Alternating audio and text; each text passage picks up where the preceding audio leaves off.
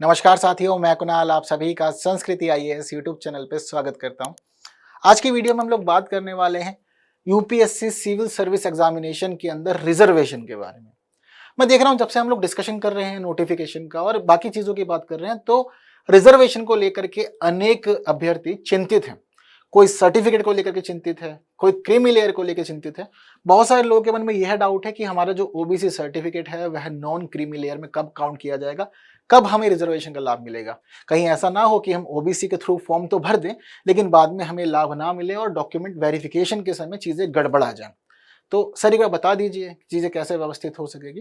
तो इसीलिए हमने सोचा कि चलो एक बार हर एक चीज डिस्कस कर लें कि आयोग दरअसल आपसे चाहता क्या है, आयोग किसे एससी में काउंट कर रहा है, किसे एसटी में काउंट कर रहा है, किसे ओबीसी नॉन क्रीमी लेयर में काउंट कर रहा है, किसे ईडब्ल्यूएस में काउंट कर रहा है, और हाँ सर्टिफिकेट होना कैसा चाहिए आप लोग का, ये भी आप लोग को अभी हम लोग दिखाएंगे। यदि उस फॉर्मेट में सर्टिफिकेट है तो ही एक्सेप्ट होगा, अदरवाइज आयोग कभी भी आपको एज अ रिजर्व कैंडिडेट के रूप में सिलेक्ट नहीं करेगा। इसके लिए भी आपको तैयार रहना है। तो देखिए सबसे पहले आयोग की डिमांड क्या है, आयोग कह क्या रहा है। तो हम लोग सबसे पहले बात करते हैं ओबीसी कैंडिडेट्स की जो नॉन क्रीमी लेयर में आते हैं, उनका जो सर्टिफिकेट होना चाहिए वह कैसा होना चाहिए। तो देखिए आयोग ने यहाँ पर प्रस्तुत किया है कि आपको पिछले 3 वर्षों के तहत आपकी जो आय है उसका सर्टिफिकेट बनवाना है और वो भी नॉन क्रीमी लेयर में होना चाहिए। पिछले 3 वर्ष कौन कौन से होंगे यह भी आप समझ लीजिए।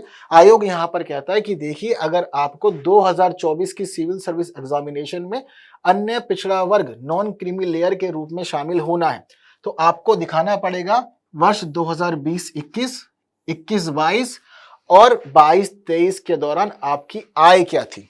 कितना है आय का आधार? 8 लाख रुपए वार्षिक।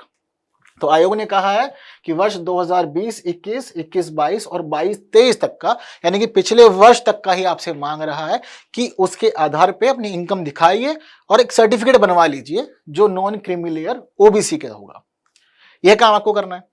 इसके लिए आयोग ने एक टाइम लिमिट भी दी हुई है कि यह सर्टिफिकेट किस तिथि से किस तिथि तक का होना चाहिए।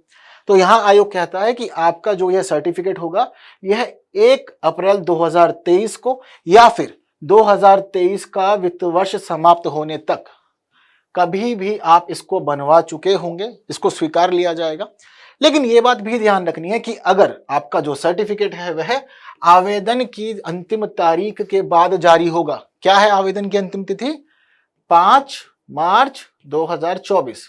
यदि आप चाहते हैं कि सर्टिफिकेट बाद में बनवाएंगे, फिर बाद में बनवाने के बाद में ओबीसी नॉन क्रिमिनल लेयर के तहत आप सिलेक्ट हो जाएंगे, तो आयोग ने पहले ही क्लियर कर दिया है कि आपका सर्टिफिकेट एप्लीकेशन लास्ट डेट से पहले का ही बना हुआ होना चाहिए, हम स्वीकार लेंगे।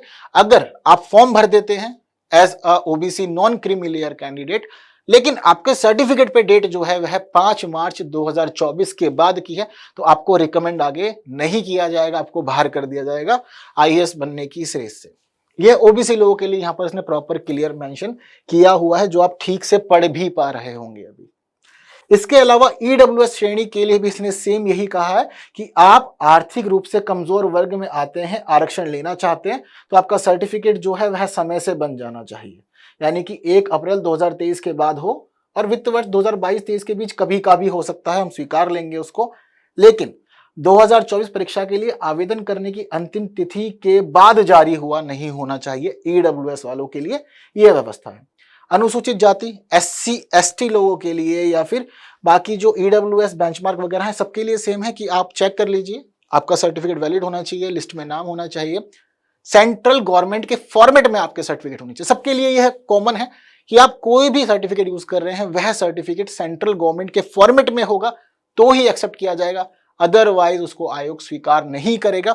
और आप किसी भी कैटेगरी में आ रहे हैं सबके लिए जरूरी है कि आपका जो सर्टिफिकेट हो वो लास्ट डेट ऑफ एप्लीकेशन से पहले का ही होना चाहिए, तभी आप एज अ रिजर्व कैंडिडेट स्वीकार किए जाएंगे, वरना नहीं किए जाएंगे। आयोग ने यहां पर स्पष्ट रूप से कह दिया है हर एक मामला। ओबीसी को लेकर के बहुत लोगों के मन में डाउट था, लोगों ने बहुत कमेंट किया, बहुत चीजें पूछी, तो उन सभी लोगों के लिए ही यह वीडियो स्पेशल बनाया गया है।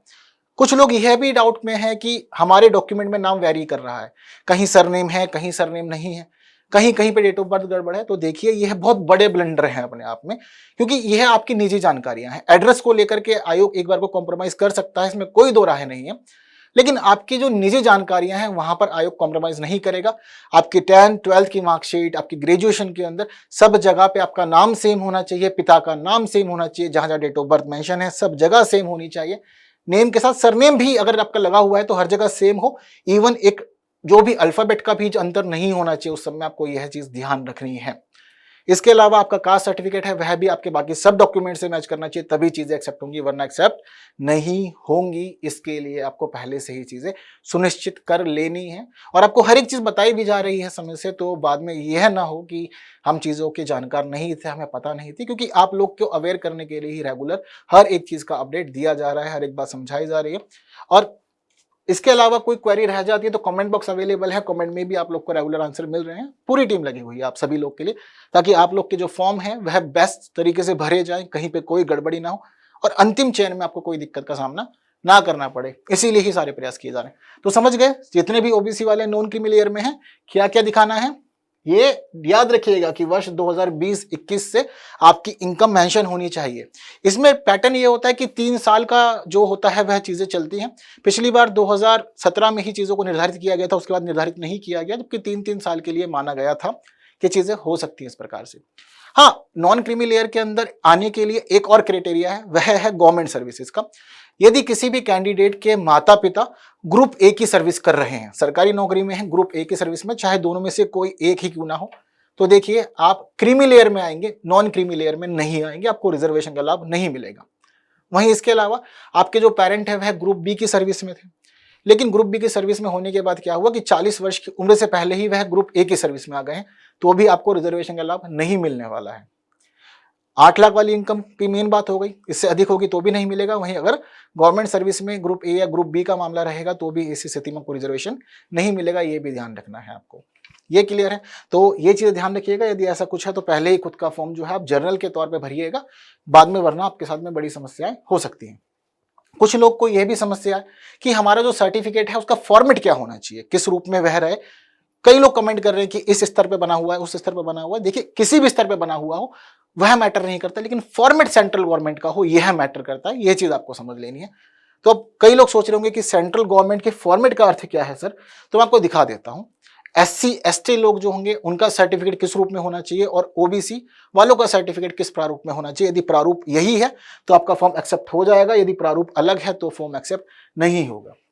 तो देखिए, ये आप लोग के सामने फॉर्मेट जो है फिलहाल ये है SC और ST समुदाय के लोगों के लिए है। अगर आप लोग का सर्टिफिकेट इस वाले फॉर्मेट में है, यह इस प्रकार से ही चल रहा है और नीचे आपकी कुछ डिटेल्स और लिखी हुई है इस रूप में, तो देखिए आपका फॉर्म एक्सेप्ट होगा। आप एज ए रिजर्व कैंडिडेट यहां पर काउंट किए जाएंगे, सभी चीजें बिल्कुल ठीक रहेंगी। ये SC वाला सर्टिफिकेट है, आप लोग इत्मीनान से देख लीजिए। बाकी आप लोग कभी भी गूगल भी सर्च करते हैं, गूगल पे डाल लीजिए central government SC certificate format, central government OBC certificate format, आपको इजीली मिल जाएगा और इसी फॉर्मेट को आपको फॉलो भी करना होगा। कुछ लोगों के यदि पुराने बने हुए हैं, इस फॉर्मेट में नहीं है तो समय से सुधरवा लीजिए, ये भी जरूरी है आपके लिए। यह SC ST का होना चाहिए फॉर्मेट। वहीं OBC वालों के लिए अगर हम बात करें तो देखिए, OBC वालों का जो सर्टिफिकेट होना चाहिए उसका प्रारूप यह निर्धारित किया हुआ है गवर्नमेंट ऑफ इंडिया के द्वारा। इस वाले प्रारूप में रहेगा तो आपको एज OBC रिजर्व कैंडिडेट माना जाएगा, वो भी नॉन क्रीमी लेयर के तहत होंगे, तो अदरवाइज नहीं माना जाएगा। आयोग चीजों को एक्सेप्ट नहीं करेगा। आपके सामने है, अब तो कोई डाउट नहीं है, फॉर्मेट देख लिया है, चीजों को समझ लिया अच्छे से, अभी तो सब क्लियर है। ठीक है, तो बाकी अगर इसके अलावा भी आप लोग को कोई डाउट रहता है, आप कुछ और चीजें जानना चाहते हैं, बिल्कुल आपके लिए कमेंट सेक्शन अवेलेबल है। वहीं आप अगर यह सभी जानकारी अपने किसी मित्र को, किसी साथी को, परिवार में किसी से साझा करना चाहते हैं तो वीडियो को शेयर कीजिए, दबा के जितना कर सकते हैं। वीडियो को लाइक किए बिना नहीं जाइएगा, चीज़ अच्छी लगी है तो। हम लोग अगली वीडियो में कुछ ऐसी ही बातों पर चर्चा करेंगे, जो भी आपकी क्वारीज रहेंगी उनको सॉल्व करते रहेंगे। लेकिन तब तक के लिए विदा दीजिए। Thank you so much.